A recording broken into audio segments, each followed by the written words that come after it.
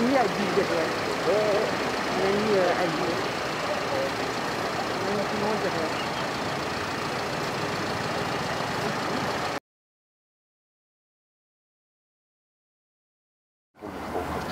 Un matin, ma maman m'a réveillée.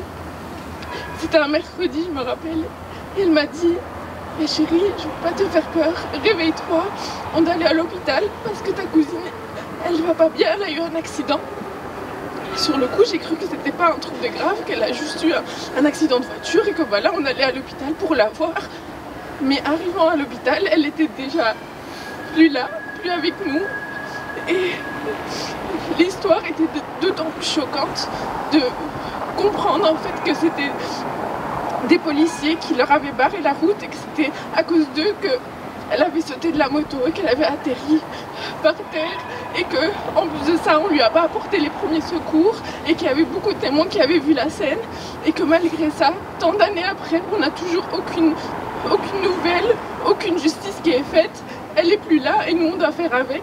Et voilà, c'est pour ça qu'aujourd'hui on est là, c'est parce qu'on veut que justice soit faite comme ça. On peut au moins mettre un coupable sur sa mort.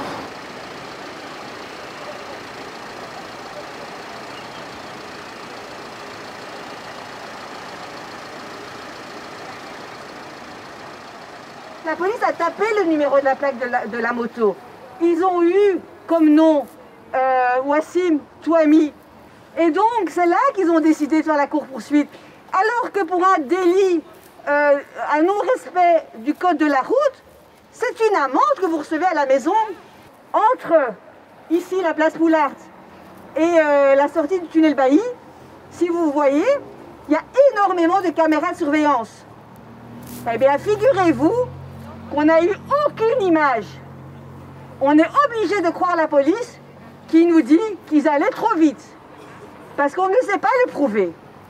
Et en plus de ça, on nous dit, le parquet nous dit, eh ben non, ces policiers ont fait leur boulot.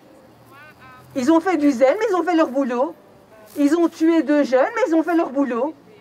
Et nous, on doit accepter ça et se taire. Quand nous, on demande d'avoir une audience en justice, il ne faut pas croire que même s'il y a une sentence, après nous, notre deuil il est fait, on va être heureux. Nous, on va vivre avec cette peine-là toute notre vie. C'est pour ça que clairement, nous, on est là pour se battre, on est là pour soutenir par rapport à ça. Et que je pense parler au nom de toutes les familles en disant qu'on ne va jamais lâcher les causes pour nos proches qui sont décédés, et qu'on ne lâchera jamais le morceau par rapport à ça, et qu'on se battra pour qu'il y ait une justice quoi qu'il arrive, et surtout que les noms de nos frères et nos sœurs soient entendus, et qu'on ne pense pas qu'ils soient partis comme ça, que c'est un jeune adolescent, qu'une voiture a percuté, que voilà, 2 ans après on n'entendra pas parler, on va en entendre parler, on sera là, on va manifester, on va crier leur nom, on ne va pas les oublier, on sera dans le palais, on va se faire entendre, nos avocats vont faire entendre nos voix, et on ne va pas laisser ça faire. Nous, on veut des réponses à nos questions. On a perdu des proches, on veut savoir comment. On veut savoir pourquoi. On veut savoir comment ça s'est passé. Pourquoi vous avez fait telle ou telle chose? Répondez-moi. Qui me répondent, qu'il y a un juge qui écrive, qu'il y a un greffe qui écrive ça. Et qu'il y a un jugement par rapport à ça. Tant qu'il n'y aura pas ça, nous, on ne va pas lâcher. Voilà, simplement.